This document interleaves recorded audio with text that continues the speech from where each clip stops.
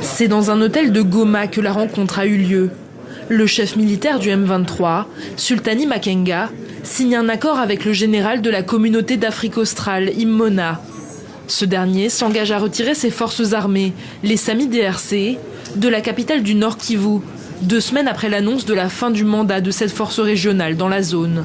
Selon les termes de l'accord, la force d'Afrique australe participera aussi à la réparation de l'aéroport de Goma, dont le tarmac reste fermé depuis sa prise par le M23 fin janvier. Les stigmates des combats sont encore visibles, comme ces véhicules de l'armée congolaise laissés à l'abandon.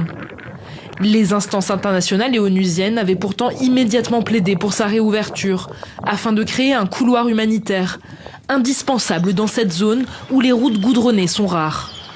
Ces derniers jours, le Programme alimentaire mondial a alerté sur les conditions d'extrême précarité des habitants. 27,7 millions de Congolais sont confrontés à une insécurité alimentaire aiguë.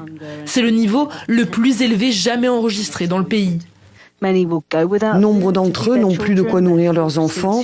Ils sont contraints à la malnutrition, à un risque plus élevé de maladie et de mortalité. N'oublions pas que nous avons déjà des cas de variole, plus de 80 000, et de choléra, plus de 7 000. La criminalité a atteint un niveau alarmant. Nous avons vu que la sécurité a tout simplement paralysé l'économie locale. À Saké, à une vingtaine de kilomètres de Goma, de nombreux habitants avaient fui leurs habitations lors des combats. Cette maman de 3 enfants est depuis revenue, mais entre-temps, elle a perdu la trace de son mari.